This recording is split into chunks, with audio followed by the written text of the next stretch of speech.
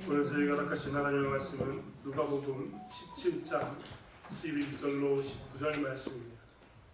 누가복음 17장 11절로 19절 말씀입니다.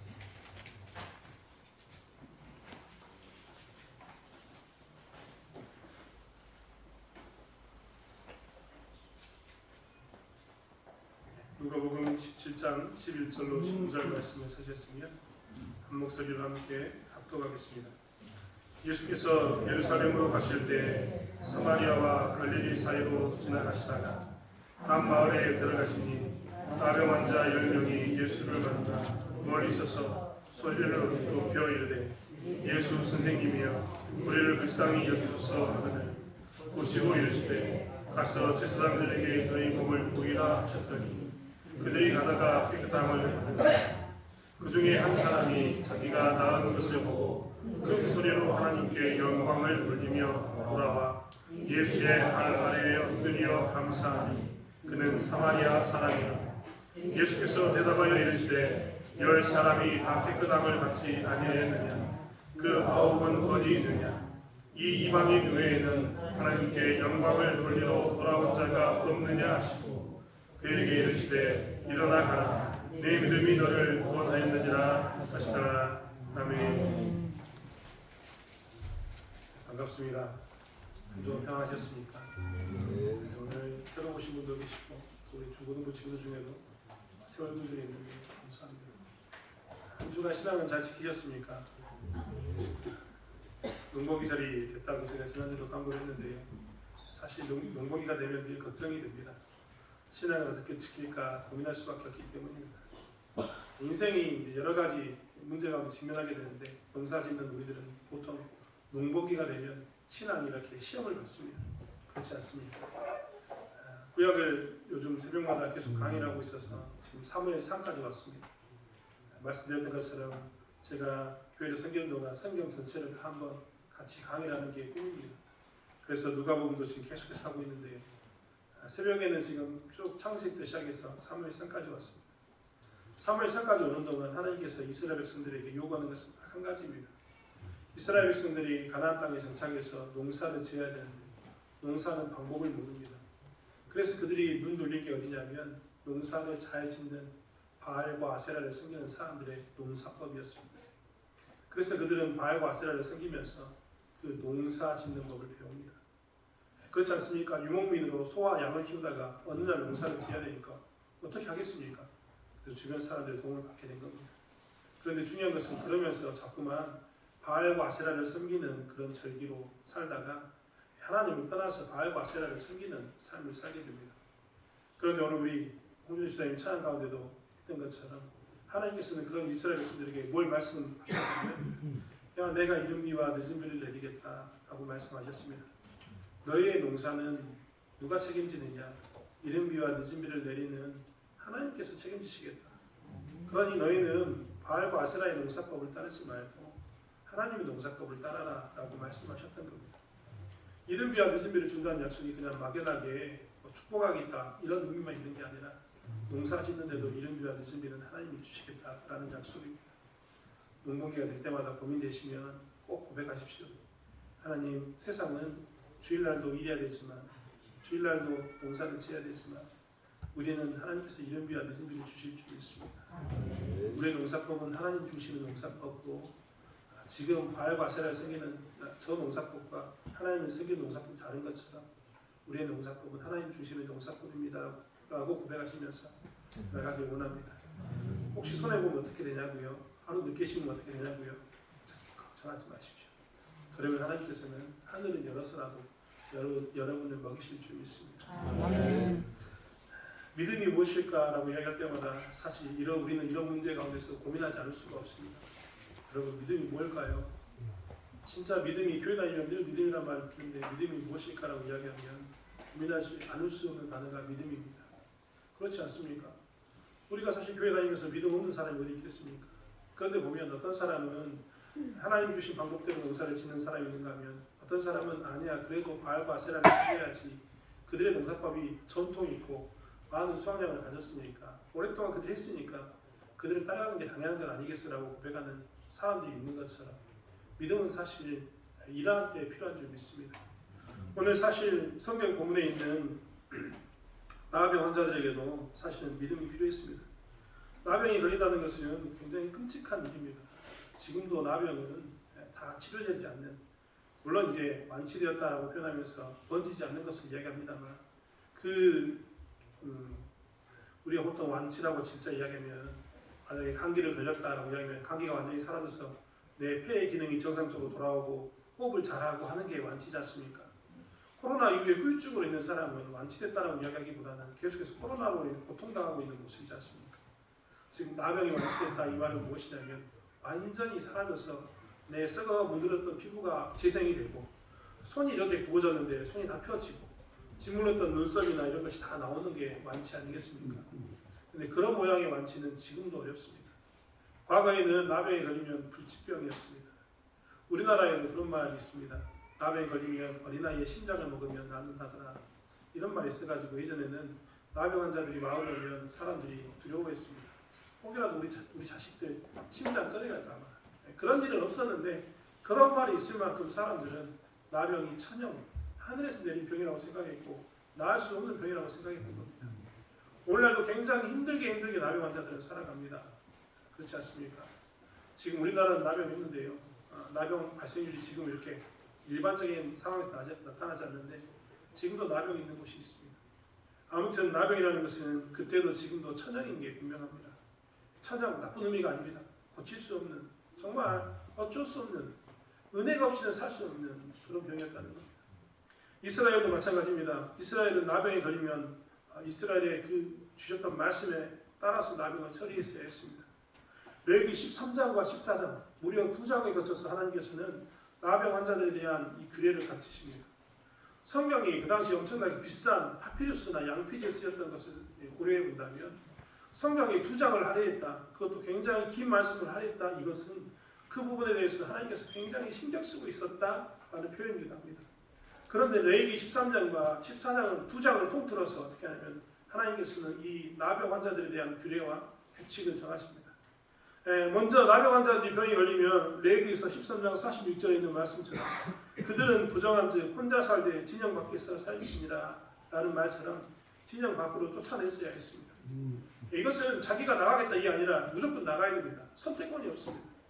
진영 밖으로 나갔다 이 말은 무엇이냐면 만약에 성이 있다면 성 밖으로 쫓아낸 겁니다. 여러분 성 밖으로 나간다는 것이 얼마나 위험한 일인지 우리 너무나 잘 알고 있지 않습니까? 전쟁이 나면 성 밖에 있는 사람들은 죽을 확률이 훨씬 많습니다. 위험하면 성 안으로 피합니다. 과거에 성이 있었을 때 밤이 되면 성문을 닫았습니다. 왜 닫았을까요? 외부로부터 오는 위협을 제거하기 위해서 성문을 닫은 겁니다. 그게 짐승의 위협이든 혹은 사람의 위협이든 성 밖에 있다는 것은 굉장히 위험한 사건입니다. 진영 밖에 있는 사건은 어떤 일이냐? 똑같습니다. 굉장히 위험한 가운데 직면하게 되는 그런 모습입니다. 그런데 오늘 본문에 보면 혼자 있어라, 진영 밖에 살아라 이렇게 이야기합니다. 즉 무엇이냐면 가급적이면 사람과 떨어져서 멀리 있을 것을 이야기하는 겁니다. 혼자 살대라고 표현한 걸 보면 아마도 문둥병 환자들이, 나병 환자들이 이렇게 모여 사는 것도 금했던 어떤 그런 모습인 것 같습니다만 아무튼 떨어져서 진영 밖에 살아라는 것은 이 나병 환자들에게 굉장히 끔찍한 사건이 됩니다. 그렇지 않겠습니까? 얼마나 힘들겠습니까? 그들의 인생에 무슨 희망이 있겠습니까? 조금만 나가면은 그 당시에 있는 동물, 여러분 지금 우리가 알고 있는 것처럼 오늘 누가복음에 있는, 그리고 우리의 시대에는 이스라엘의 사자와 곰이 없습니다. 하지만 다윗의 시대만 해도 사자와 곰의 그 이빨에 대해서 이야기하고 있지 않습니까? 그런 것처럼 이렇게 야생동물이 있는 그런 지역에서 진영 밖에 산다는 것은 어려운 일이었습니다. 그것만 어려웠겠습니까?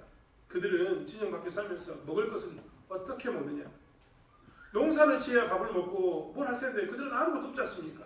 진영 밖에 쫓겨났으니까요. 사회로부터 격리된 겁니다. 그래서 그들은 성 밖으로 음식을 내주지 않는 이상 먹을 수가 없었습니다.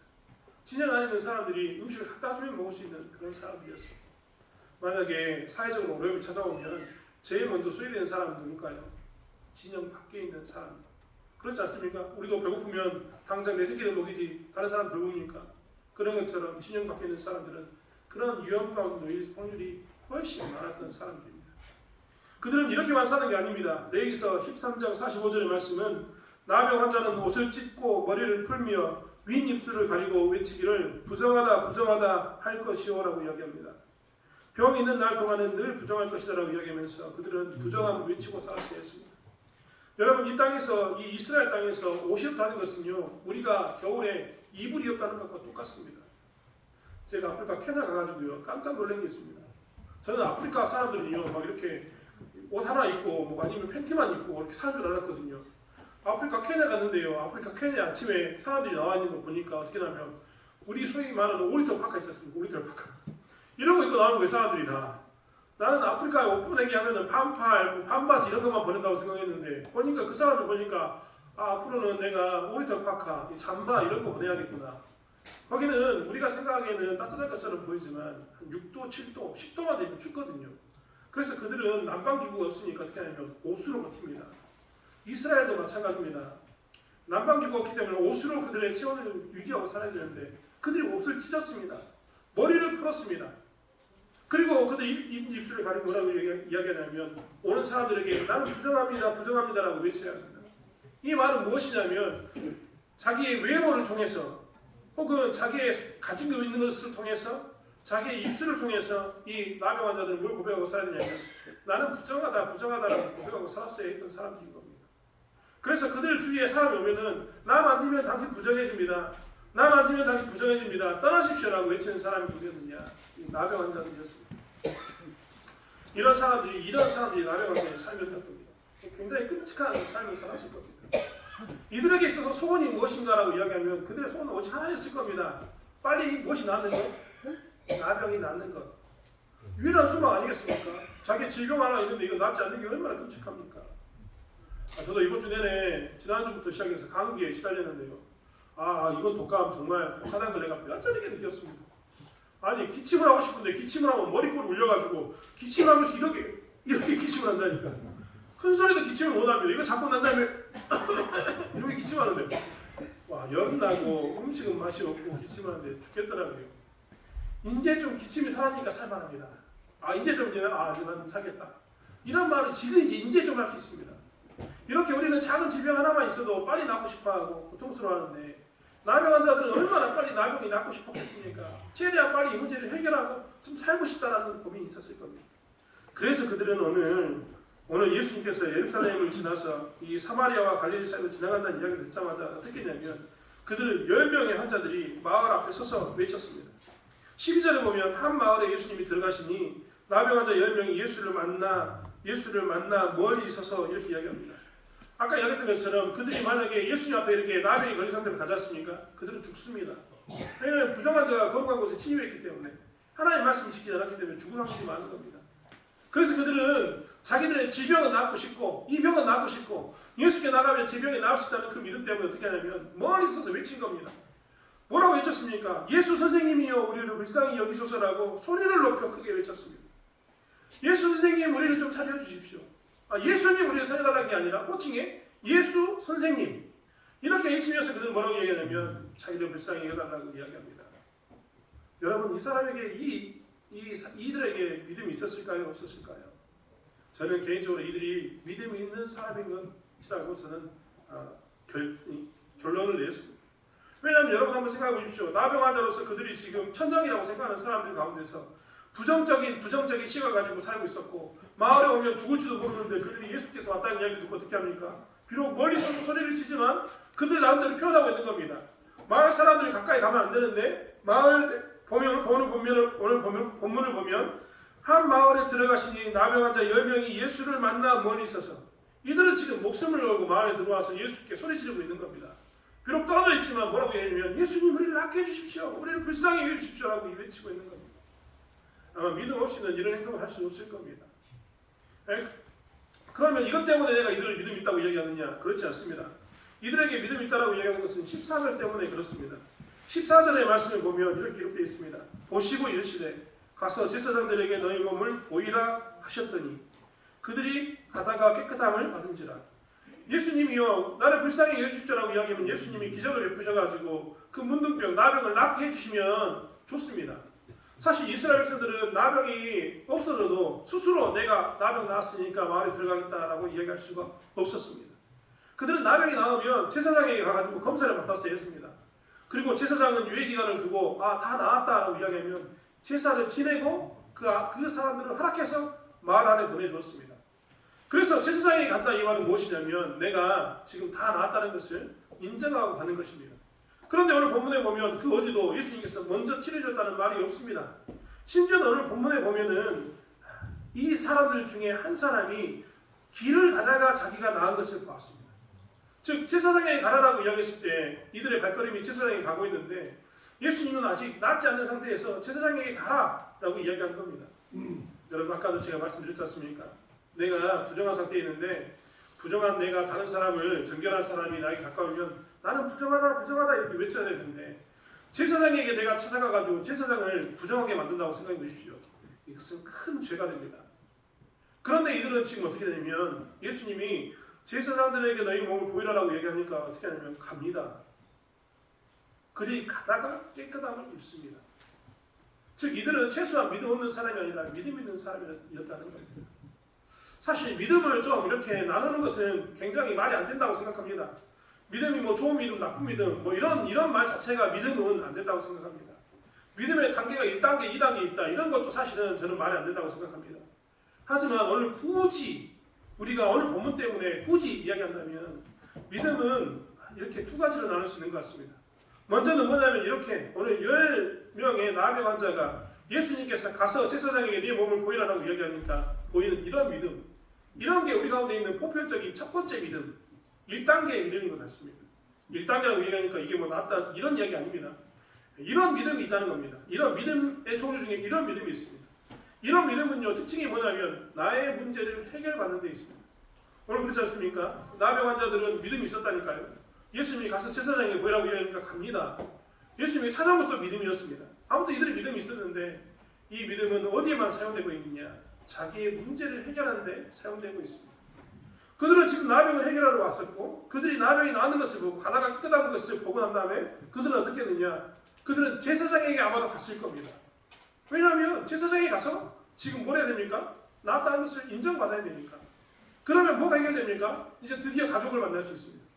자기들이 친형 밖에서 불안에 떨던 삶을 다 정리하고 친형 안으로 들어와서 평안한 삶을 살 수 있습니다. 그들의 삶은 이제 소위 요즘 말로 표현하면 해피해집니다. 행복하죠? 이 모든 문제가 해결됐습니다. 자기들의 믿음으로 하나님께 예수께 와서 요구했고 예수께서 자기들에게 시킨 대로 자기들이 따라가므로 해서 믿음의 행위를 함으로 해서 뭘 했냐면 그들은 행복한 결론을 얻었습니다. 그런데 이게 정말 나눠서는 안 되는데 이런 것이 믿음의 한 종류이지 진짜 믿음은 아니라는 겁니다. 자기의 문제를 해결하기 위해서 와서 자기의 문제를 해결하고 가는 것은 믿음이긴 하나 이것은 하나님이고 하는 믿음은 아닙니다. 왜냐하면 오늘 본문의 이야기를 통해서 예수님께서 계속 이야기를 하고 있기 때문입니다. 15절의 말씀에 보면 그 중에 한 사람이 자기가 나은 것을 보고 큰 소리로 하나님께 영광을 돌리며 돌아와 예수의 발 아래에 엎드려 감사하니 그는 사마리아 사람이다.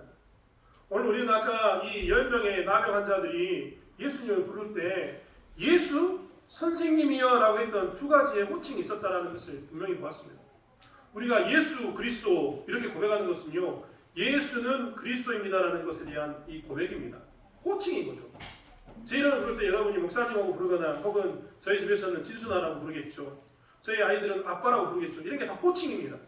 그런데 이 호칭에는요 반드시 의미가 들어있습니다. 아까 얘기했던 것처럼 제 자녀들이 아빠라고 불렀던 것, 여러분이 저를 목사라고 불렀던 이 호칭에는 반드시 의미가 들어있는 겁니다. 예수 선생님이라고 했던 이 호칭에도 사실은 의미가 들어있습니다.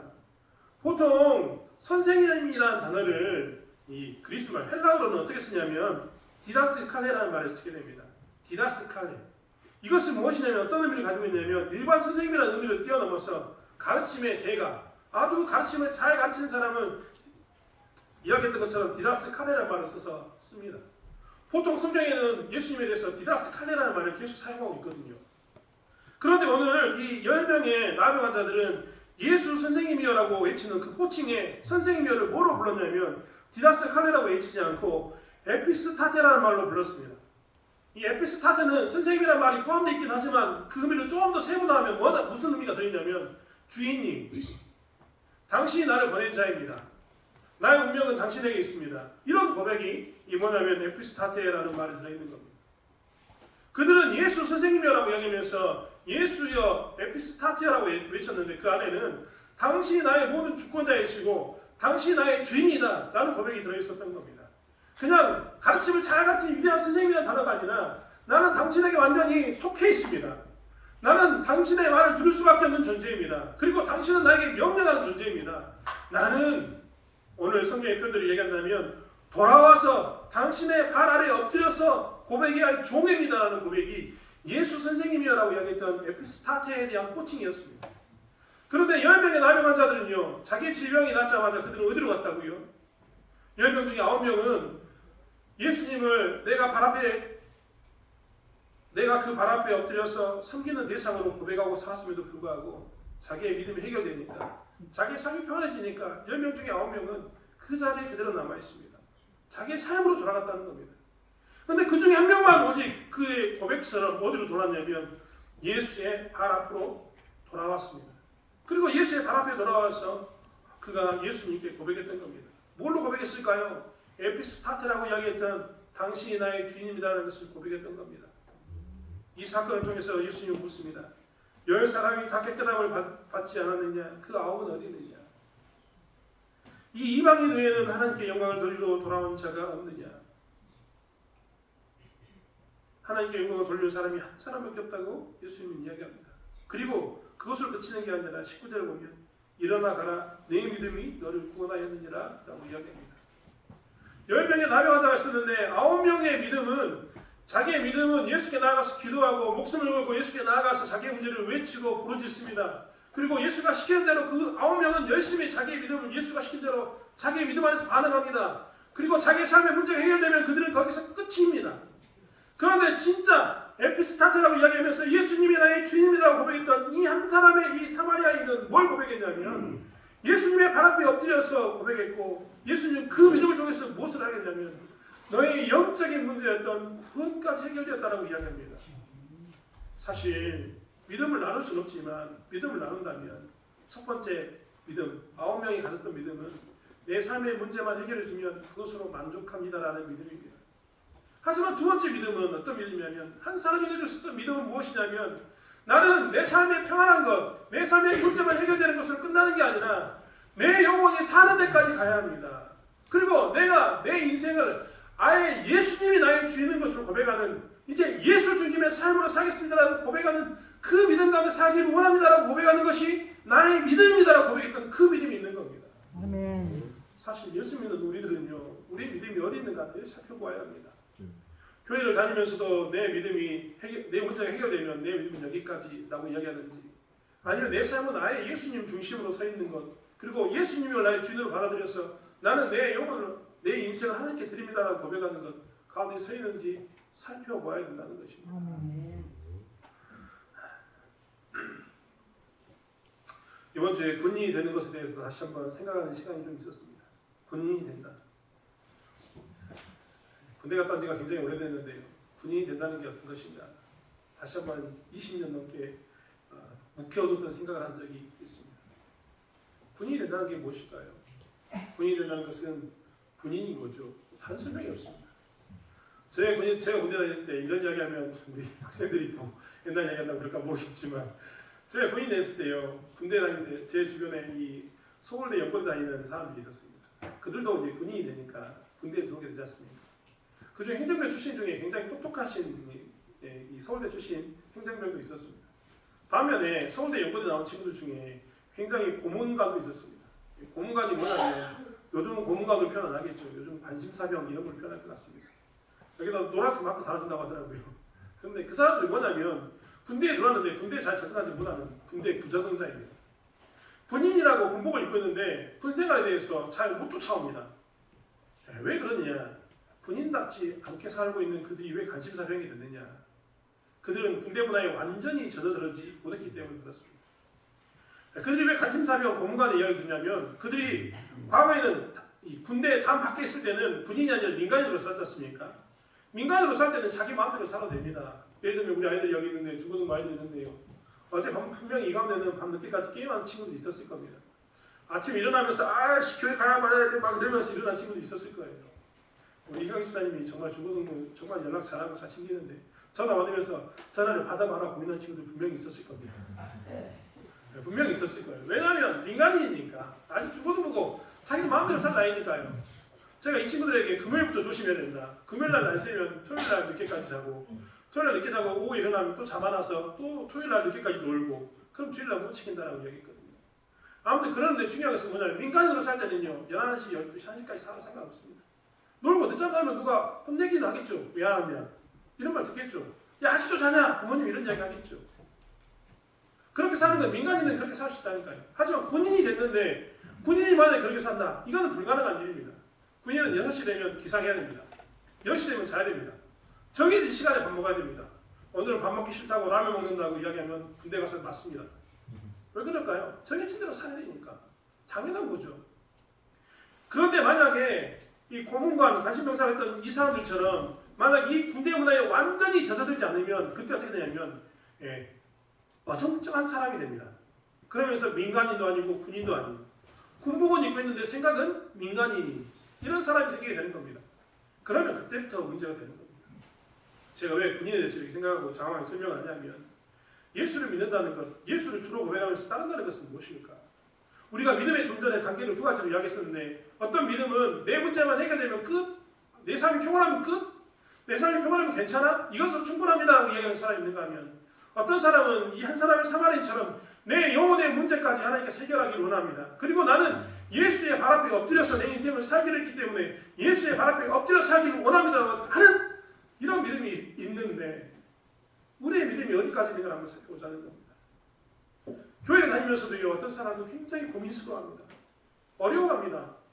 무엇 때문에 어렵고 무엇 때문에 힘든가? 그것은요 믿음의 단계가 아직 1단계 표현이 좀 그렇습니다. 제가 정말 이렇게 나오지 않는다고 이야기했는데 믿음의 단계 1단계 있으면 그렇습니다. 아까 9명의 나를 만났처럼 나는 내 문제만 해결되면 괜찮아요 했던 사람은요 예수께 완전히 들어오지 못합니다. 교회에 들어와서도 문제만 해결되면 평온해지면 좀 괜찮습니다. 이런 사람은 적당히 합니다. 나오기도 하고 안 나오기도 하고. 왜요? 내 삶의 문제만 해결되면 되니까. 문제 있으면 교회를 찾습니다. 이게 나쁘다는 이야기 절대 아닙니다. 하지만 이것은 온전하지 않습니다. 하나님 찾는 참 믿음은 뭐냐면 내가 예수의 발 앞에 엎드리겠다. 내가 에스티파테라고 이야기했던 에피스타테라고 이야기했던 그 주인으로서 예수님을 섬기고 그 발 앞에 엎드리는 게 내 인생의 당연한 겁니다라고 고백했던 그 삶을 사는 것을 예수님께서 원하시고 그게 진짜 믿음이라고 이야기하기 때문입니다. 월화수목금토일 내 이 삶 가운데 일주의 삶 가운데 나의 삶은 오직 주일에 맞춰져 있고 주의 날에 맞춰져 있고 월화수목금토일 세상 사람들은 어떻게 살든 간에 나는 일주일이 하나님께 예배드리는 삶을 살고 있고 월화수목금토일 남들은 어떻게 살든 간에 나는 새벽에 새벽 예배를 시작하고 새벽에 첫 시간에 하나님께 기도하는 것으로 시작하고 나의 하루의 시작을 기도로 시작하고 월화수목금토일 그들은 어떤 방식으로 살든 간에 나는 하나님의 질서 가운데 살고 있고 이런 것을 증명하는 것이 무엇이냐면 참 믿음인 겁니다. 진짜 예수 믿는 것. 예수를 에피스타테라고 고백하면서 그의 발 앞에 엎드려서 꿇고 섬기는 것이 이런 삶인 겁니다. 여러분 질서 안에 살지 않고 이렇게 예수의 발 앞에 꿇어서 온전히 사는 건 힘들다고 생각하십니까? 근데 거꾸로 이야기하면 내가 온전히 살지 못하면요 그 사람은요 군대에서는 고문관, 관심사령인 것처럼 이러지도 저러지도 못하는 그런 사람인 겁니다. 진짜 군인은 누구인가? 아침 6시에 기상하고 밤 10시에 자고 준비된 시간에 밥 먹고 준비된 일과를 감당하고 철저하게 군인다운 스케줄에 맞춰 사는 게 진짜 군인인 것처럼 우리가 온전한 믿음 가운데 산다는 것은 무엇이냐면 철저하게 하나님 앞에서 예수님 발 앞에 엎드려서 내 삶을 완전히 하나님께 맞추고 사는 삶 그게 무엇이냐면 진짜 믿음의 삶 진짜 신자의 삶인 겁니다. 여러분 이렇게 살면 재미없을 것 같습니까? 진짜 재밌습니다. 목사라서 이야기하는 게 아니라 진짜 재밌습니다. 왜 재미없습니까? 신앙생활하는 게 얼마나 재밌는데 얼마나 미칠 것 같은 감격이 넘치는데요. 순간순간 주신 은혜가 얼마나 큰데요. 질병에 걸렸어도 감사하는 게 신앙입니다. 왜 그럴까요? 은혜가 질병 걸렸어도 생기기 때문에 그렇습니다. 여러분 오늘 예수님께서는 이 이야기 가운데 이야기하고 계시는 겁니다. 너희는 진짜 에피스타테라고 이야기하는 믿음 가운데 예수의 발 앞에서 엎드리는 온전한 믿음 가운데 살고 있습니다. 오늘 이야기를 듣는 사람 중에 이야기를 듣는 순간 제일 충격받았던 사람은 첫 번째 누구였냐면 유대인이었습니다. 유대인들의 입장에서는 사마리아인이 어떤 사람이었습니까? 사마리아인들은요, 과거에 이스라엘이 두 쪽으로 나눠져 가지고 북쪽 남쪽으로 있었을 때 북쪽에 있었던 사람들이 사마리아 사람들이었습니다. 이 사마리아를 점령했던 나라가요, 굉장히 나쁜 나라입니다. 강대국이 북쪽 이스라엘을 먼저 점령해 가지고 이 나라를요 다스렸는데, 어떻게 다스렸냐면 이 사람들을 다 자기들이 다스렸던 땅으로 다 흩어버립니다. 그리고 그 흩어버린 땅에서 남자는 이방 여자와 여자는 이방 남자와 결혼을 시켜버립니다. 그러면 이 땅에는, 비어있는 이 땅에 누구를 보내느냐? 저 외국에 있었던 사람들을 싹 여기를 집어넣습니다. 그리고 이 땅에서도 남자는 이방 여자와 여자는 이방 남자와 결혼하게 만들어버립니다. 그러니까 사마리아 땅이 어떻게 됐겠습니까? 정말 수많은 인간들이 섞여가지고 하나님 믿는 나라 아닌 이상한 나라가 된 겁니다. 그래서 이스라엘 사람들은요, 철저하게 사마리아인들은 자기들이 우리는 하나님 믿어라고 이야기하지만 이스라엘 사람들은 뭐라고 얘기하냐면 너희들은 하나님 안 믿는 사람이야.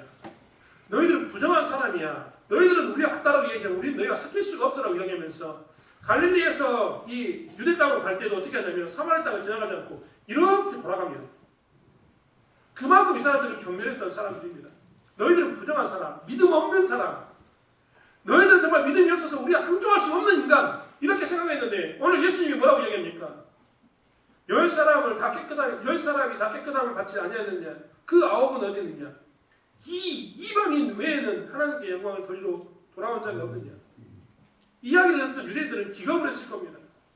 우리는 그들에게 믿음이 없다고 이야기했는데, 정작 말씀을 통해서 누구에게 이야기하시냐면, 야 유대인들아, 너희들은 이 한 사람이 이방인만큼도 못한 그런 사람 있냐? 너의 믿음은 어디 있냐라고 물었을 것이기 때문입니다. 오늘 10명 중에 9명 중에 유대인이 몇 명 있는가 유추할 수는 없지만 아마도 제가 보기에는 1명 이상은 있었을 것 같습니다. 그러니까 예수님이 이런 말을 하지 않으셨을 거예요. 아무튼 이 이야기를 듣던 유대인들은 굉장히 큰 충격을 먹었을 겁니다.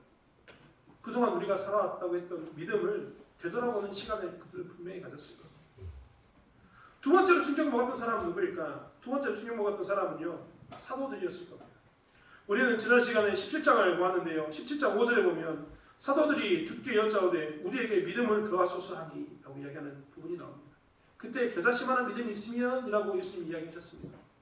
사도들이 지금 뭐라고 이야기하냐면 우리는 믿음이 더해졌으면 좋겠다. 라고 이야기했는데 오늘 이 사마리아인을 통해서 뭘 보여줍니까? 이 사마리아인의 믿음을 보여주고 있습니다. 아마도 사도들은 깜짝 놀랐을 겁니다. 자기들은 믿음이 더해져야 된다고 생각했는데 오늘 이 사마리아 사람이 하는 모습을 보면서 하나님께 영광을 보이는 이 믿음을 보이는 이 사람을 보면서 그들도 깜짝 놀랐을 겁니다. 나의 믿음은 뭘까? 예수님을 계속 따라했던 나의 믿음은 무엇인가? 하는 고민 가운데 그들은 놓여 있었을 겁니다. 사실 이 말씀을 듣는 우리들도 생각해 보아야 합니다. 신앙생활을 길게 오랫동안 하면서 우리 가운데는 그동안 자유한 게 너무나 많았습니다. 예전에는요, 어리니까요, 신앙생활 같이 시작할 때는 어리니까 우리가 어떻게 했냐면 이것 해야 되나 말아야 돼 고민도 하기도 하고 안 하기도 하고 여러 가지 것으로 여러 가지 마음을 가지고 신앙에 그리고 말씀에 집중하고 살았습니다. 근데 신앙의 연조가 좀 길다 보면 이제 우리는 자유하지 않습니까? 그래서 자유한 가운데 있습니다. 아, 그것은 원래 그런 건데, 원래 그런 거야. 그런데 나는 그 뜻을 알기 때문에 이렇게 지킬 거야라고 하는 그런 마음들이 굉장히 많습니다. 고린도전서에 나온 것처럼 우상의 제물에 관한 그런 것이 우리에게 문제로 다가오면 우리는 똑같이 얘기할 겁니다. 우상의 제물을 대할 때 우리는 이렇게 얘기할지 모릅니다. 야, 우상이 어디 있어? 그렇지 않습니까? 우상이 없어. 내 신앙으로는 우상이 없으니까. 그걸 아니까요. 그래서 우리는 우상의 음식을 먹을 때 자유하게 될 겁니다. 그런데요, 사도 바울은 신앙의 자유함을 어디에 썼는가? 우리는 살펴봐야 합니다. 신앙의 자유함, 그의 믿음을 어디에 쓰냐면 그는 자유함에 쓰지 않았습니다. 이 재판하는 가운데 재판장이 된 게 아니라 그는 항상 하나님 아래에 있는 사람으로 살았던 겁니다. 사실 우리 믿음 생활하면서 이제 신앙의 연조가 커지면서 배우는 것이 많고 알아가는 것이 많을수록 우리는 어떻게 되냐면 우리가 자꾸 재판관이 됩니다. 이 문제는 이렇게 해도 되겠지, 저 문제는 저렇게 해도 되겠지라고 이야기하면서 우리가 재판관이 되어서 어떤 상태 가운데 놓이게 되냐면 우리의 믿음이 순수했던 어린아이 시절을 뛰어넘어서 그리고 처음 사랑 가지고 살았던 그 첫사랑을 뛰어넘어서 이제 우리도 성숙한 것처럼 마치 이런 것이 당연한 것처럼 모든 문제의 재판관이 되어서 나는 알고 있으니까 나는 이것에 대해서 자유하겠다. 나는 알고 있으니까 이것은 이렇게 해도 상관없다라고 이야기하고 누군가 나에게 그 문제에 대해서 이야기하면 야, 그건 원래 이런 거니까 괜찮아 라고 이야기하는 경우가 너무나 많습니다. 하지만 우리가 우리의 믿음을 가지고 재판장이 되거나 우리 스스로가 재판장이 되거나 우리가 우리의 믿음을 가지고 우리의 자유함을 위해서 그것을 쓴다는 것은 사실 우리의 믿음이 진짜 믿음이 아닌 겁니다. 우리의 믿음이 커질수록 어떻게 되냐면 이야기하셨던 것처럼 믿음이 커질수록 순수한 어린아이 같은 모습으로 생기게 됩니다. 그리고 우리가 믿음이 커지면 커질수록 우리는 우리의 자유함을 나를 위해 쓰는 게 아니라 우리의 자유함을 그들을 위해서 씁니다. 당연한 겁니다. 세상 사람도 이것을 압니다. 오늘 어린이 주일 본문을 읽었는데요. 우리 주일학교가 지금 밖에 나갔습니다. 나 우리 주일학교 선생님들 때마다 너무나 감사한데 그들은 그들의 자유를 어디에 쓴 줄 아십니까? 주일학교 아이들 위해 씁니다. 그들은 아침 9시에 와서 일찍 예배를 드립니다. 몇 명 드리지도 않은 그 예배에 그들은 집중합니다. 어떤 때는 제가 가끔은 정말 미안한 이야기지만 차라리 예배 없이 그냥 편하게 드리십시오라고 얘기할까? 이런 마음이 생길 만큼 그들은 진짜 열심히 합니다. 그들은 그들의 자유를 어디에 쓰냐면 아이들을 섬기는 데 씁니다. 성숙한 사람이니까요. 마치 부모가 어른이 돼서 자식을 키우는 것처럼 섬기는 것처럼 자신들의 자유를 어떻게 하냐면 스스로 섬기는 데 쓰고 있다는 겁니다. 사실 진짜 우리가 믿음 가운데 있다면 에피스타테라고 여겼던 그 예수를 주로 고백하는 가운데 있다면 우리의 믿음은 유대인이나 사도들이 고백했던 것처럼 마치 나는 믿음이 있는 것처럼 나의 믿음은 더해지면 더 좋아질 것처럼 이야기하는 게 아니라 어린아이처럼 순수하게 가고 있는지 내가 내 믿음을 정말 더 낮은 자를 위해서 타인을 위해서 쓰고 있는지를 살펴봐야 되는 겁니다. 이게 진짜 믿음이기 때문입니다. 사랑하는 성도 여러분, 그렇기 때문에 우리는 오늘 우리 본문을 통해서 이 이방인 외에는 이라는 이 말을 통해서 우리가 무엇을 봐야 되냐면 우리의 믿음을 점검해야 합니다. 나의 믿음은 지금 어디 있을까요? 다시 한번 과거로 돌아가서 순수했던 어린아이 같은 믿음으로 돌아가야 합니다. 아멘. 그리고 다시 한번 성숙한 진짜 믿음의 사람으로서 진짜 믿음을 가진 사람으로서 우리는 우리의 자유를 타자를 위해서 남을 위해서 쓰는 기꺼이 남을 위해 쓰면서 즐거워하는 삶을 살아야 하는 것이 우리의 모습인 것을 봐야 합니다. 아멘. 마지막으로 예수님께서는 오늘 말씀을 통해서 우리에게 말씀하고 있습니다. 하나님 나라는 어떤 것인가? 여러분, 하나님 나라는 이방인과 유대인이 없습니다. 하나님 나라는 자유인과 종이 없습니다. 다 아는 사실이죠. 맞습니다. 다 아는 사실입니다. 하지만 중요한 게 뭔지 아십니까? 하나님 나라는 기도하는데도 믿음에도 누구나 믿음으로 기도하면 다 응답받는 곳이 어디냐면 하나님의 나라입니다. 하나님의 나라는 모든 사람들이 믿음으로 반응하면 그 안에서 믿음의 그 응답을 받는 것이 하나님의 나라라는 겁니다. 교회도 그렇습니다. 여기 들어온 모든 사람들이 하나님의 나라를 경험할 수 있습니다. 경험을 해야 됩니다. 아멘. 새벽 시간에도 이야기했고 요 시간 계속 말씀드립니다만 우리도 모르는 사이에 우리 가운데 고정관념이 생겼습니다. 여러분 옆에 있는 사람을 한번 보십시오. 다 잘생기고 멋있습니까? 사실 그런데요, 우리 가운데 낯선 사람이 들어왔을 때 우리는 고민하지 않을 수 없습니다. 여러분, 우리 가운데 정말 낯선 사람이 들어왔을 때 혹은 우리 가운데 내가 그를 너무나 잘 알고 있는데 그가 기도하고 있는 모습을 봤을 때 우리의 마음은 어떤 마음이 듭니까? 너 기도하냐? 야, 우리 동네에서 넌 정말 너 같은 사람이 이런 마음이 들지도 모릅니다. 하지만 하나님 나라에서는요, 그런 사람의 기도에도 믿음으로 기도하면 응답받습니다. 아멘. 하나님 나라는 모든 사람이 믿음으로 기도하면 응답받는 것이기 때문에 아멘. 자꾸만 우리의 잣대질로 너는 이방인이니까 네가 기도하면 응답받지 못할 거야. 너는 종이니까 네가 기도하면 응답받지 못할 거라는 생각들은 버려야 합니다. 아멘. 하나님 나라는 그런 것이 아니기 때문입니다.